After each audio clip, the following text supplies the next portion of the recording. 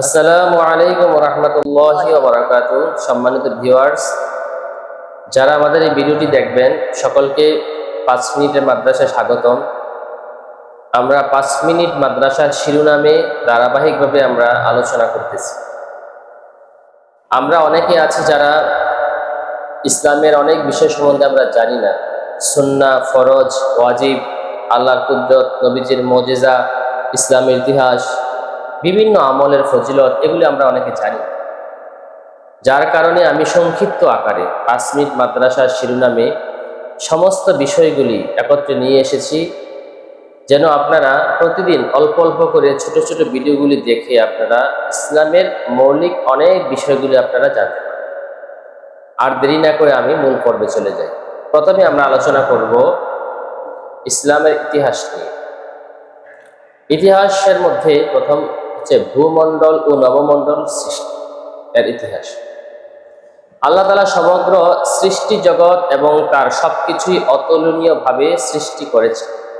কোরআনে কারিমে ভূমণ্ডল ও নবমণ্ডলের সৃষ্টির বর্ণনা সংক্ষিপ্ত ও বিস্তারিত অনেক জায়গায় এসেছে।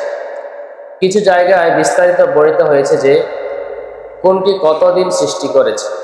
ওই সব আয়াতগুলো সামনে রাখলে বোঝা যায় যে প্রথমে পৃথিবীর উপাদান তৈরি করা হয়, তারপর পৃথিবীকে তার বর্তমান অবস্থায় ও আকৃতিতে রূপ দেওয়া হয়, তার সঙ্গে সঙ্গে সমস্ত জিনিস সৃষ্টি করা হলো, অতঃপর সপ্ত আকাশ সৃষ্টি করা হয়। এভাবে ভূমণ্ডল ও নবমণ্ডল এবং তার ভেতরের সমস্ত জিনিস বাস্তব রূপে রূপান্তরিত করল। আর এসব সৃষ্টি মোট 6 দিনে সম্পূর্ণ হয়ে যায়।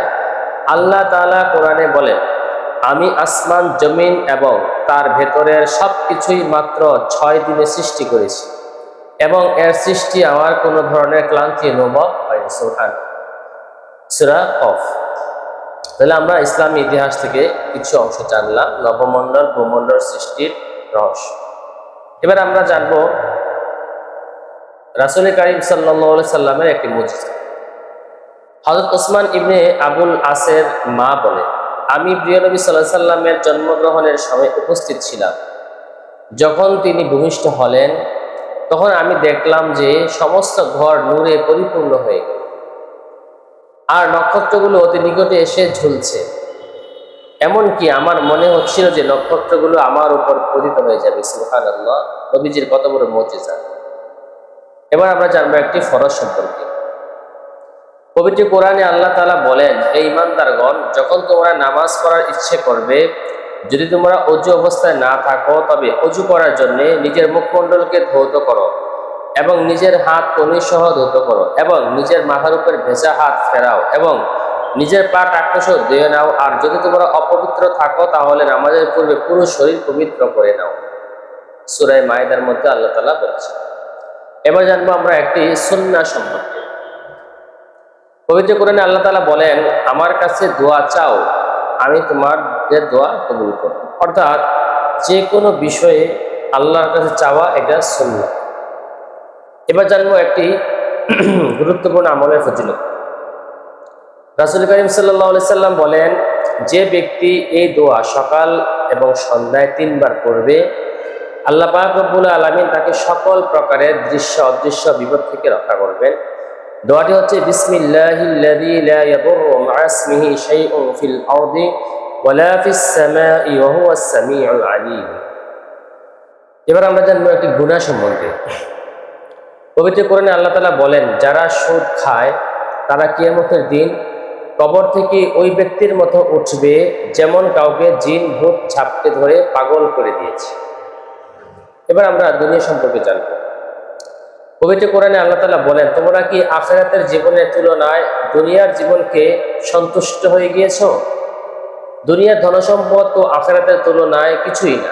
এজন্য কোনো মানুষের জন্য উচিত নয় যে সে পরকালকে ভুলে জীবন যাপন করবে এবং তুচ্ছ দুনিয়ার জন্য নিজের পরকালকে বরবাদ করে দেবে। এবার আখিরাত সম্পর্কে রাসূল কারীম সাল্লাল্লাহু আলাইহি সাল্লাম বলেন, যখন মৃত ব্যক্তিকে লোকেরা উঠিয়ে নিয়ে চলে যায়, সে যদি সৎলোক হয় তখন সে বলে, আমাকে দ্রুত সামনে নিয়ে চলো। আর যদি সে খারাপ লোক হয় তখন সে বলে, আমার ধ্বংস এসে গেছে। তোমরা আমাকে কোথায় নিয়ে যাচ্ছ? তার কথা জিন এবং মানুষ ছাড়া আল্লাহর সমস্ত সৃষ্টি শুনতে পায়। যদি তার কথা মানুষ শুনতে পেত তাহলে অজ্ঞান হয়ে যেত। একটি নববী চিকিৎসা। হযরত ওসমান গনি রাদিয়াল্লাহু তাআলা আনহু থেকে বর্ণিত আছে, তিনি বলেন, একবার অসুস্থ হয়ে পড়লে রাসূল করিম সাল্লাল্লাহু আলাইহি ওয়াসাল্লাম তাকে দেখার জন্য আসেন এবং এই দোয়া পড়ে ফুঁক দিলেন এবং যাবার সময় বললেন, ওসমান, এই দোয়া পড়ে ফুঁক দিতে থাকো। বিসমিল্লাহির রহমানির রহিম। উঈযুকা বিল্লাহিল আহাদিস সামাদিল্লাযী লাম ইয়ালিদ ওয়া লাম ইউলাদ ওয়া লাম ইয়াকুল লাহু কুফুয়ান আহাদ মিন শাররি মা ইয়াজিদু। এবার একটি নসিহা। রাসূল করিম সাল্লাল্লাহু আলাইহি ওয়াসাল্লাম বলেন, মানুষকে দিন শেখাও, সুসংবাদ দাও, প্রতিবন্ধকতা সৃষ্টি করো না। তোমাদের মধ্যে কেউ রাগান্বিত হলে তার উচিত সে যেন চুপচাপ থাকে। সম্মানিত ভিউয়ার্স, আমি আপনাদের সামনে স্বল্প আকারে 10টি পয়েন্ট নিয়ে কথা বলে ফেলেছি। এই 5 মিনিটের মাদ্রাসার মধ্যে আমরা প্রতিনিয়ত 10টি এরকম পয়েন্ট নিয়ে আলোচনা করব। আপনারা আমাদের এই ভিডিওগুলি যখন দেখবেন ধারাবাহিকভাবে অসংখ্য অগণিত মাসাইল এবং ফরজ, সুন্নাহ, কবিরা, গুনাহ এই সম্বন্ধে আপনারা জানতে পারবেন। এজন্য আমরা সকলেই আপনার আন্তরিকতার সাথে এই চ্যানেলটি সাবস্ক্রাইব করবেন এবং ভিডিওগুলো দেখবেন এবং আমাদের এই ভিডিওগুলো শেয়ার করে দিবেন, অন্যকে দেখার সুযোগ করে দিবেন। এই আশা ব্যক্ত রেখে আজকে বিদায় নিচ্ছি। আসসালামু আলাইকুম ওয়া রাহমাতুল্লাহি ওয়া বারাকাতুহু।